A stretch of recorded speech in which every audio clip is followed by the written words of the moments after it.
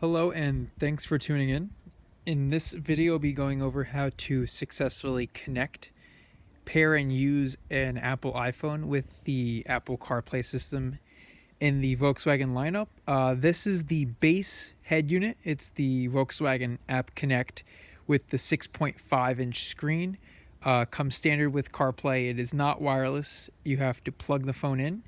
Now this is a system that's standard across the line. It's on basically all of the S trim levels of this is the Golf Alltrack, so the Golf family, the Jetta, the Tiguan, the Atlas. On the Jetta specifically, it's the same head unit that you get in the S, the SE, and the R line will all have this infotainment screen. So let's go ahead and get started.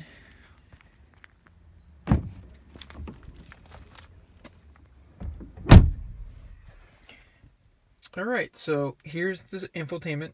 It's right here, like I said, 6.5-inch screen. Let's start by addressing where the actual USB ports are. So we have one in the base model cars. I know that some Volkswagens have two USBs and even more so now.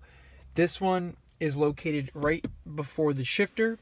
Your plug is right here, and this is specifically for the Golf platform. Most Volkswagens end up having USBs somewhere in that proximity, usually in front of the shifter, but some of them have also moved to down here.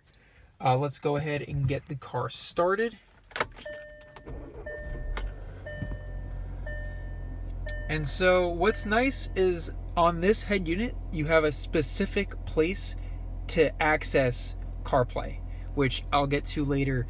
But a lot of times, the CarPlay itself, if you somehow get out of that and you want to get back into it, you have to go around a lot of different menus to actually get back to CarPlay. But on this head unit, you have a simple button right there that never moves. It's a permanent button. It's not a touch panel. So that's very nice that they did that. Now, all you really got to do to set this up the first time is make sure your USB is plugged in and then get that into your phone. Again, I'm using my iPhone 10 for this. I'm going to unlock the phone.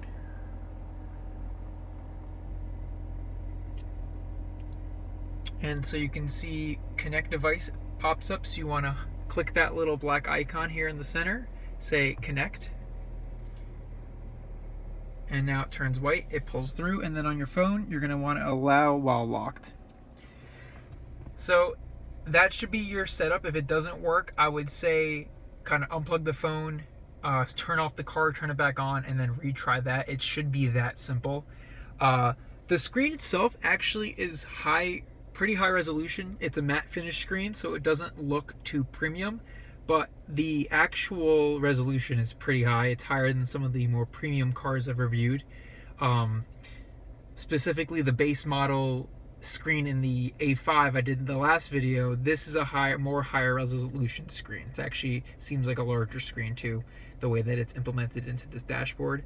So like I said, if you wanted to ever leave the CarPlay system, let's go to car for instance, you have this app button which will always bring you straight back to CarPlay, which is awesome. And another unique thing, some other brands do allow this well, is this is obviously a touchscreen. It's very quick and responsive. Frame rate's not the smoothest, but it still gets the job done. As you can see, it works.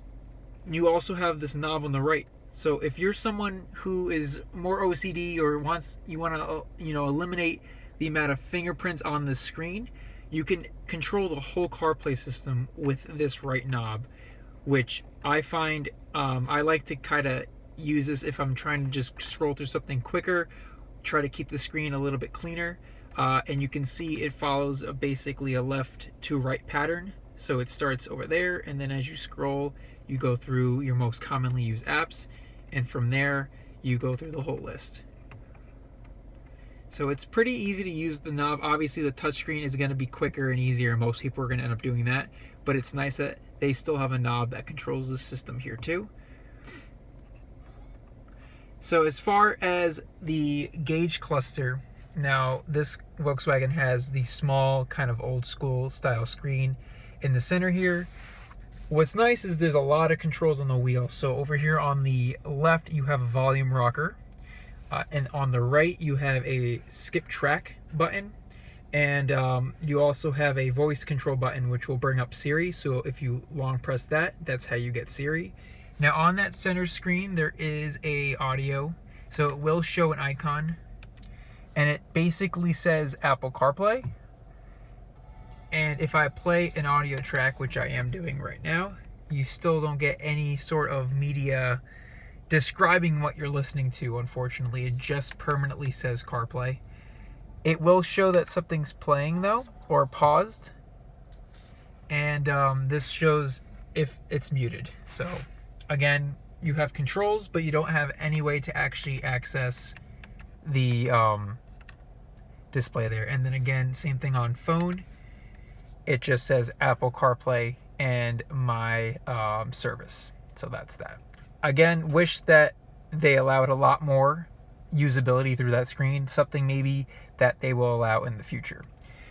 Now, if you did want to actually just use your phone as a media player and get out of CarPlay, you have to click the app button.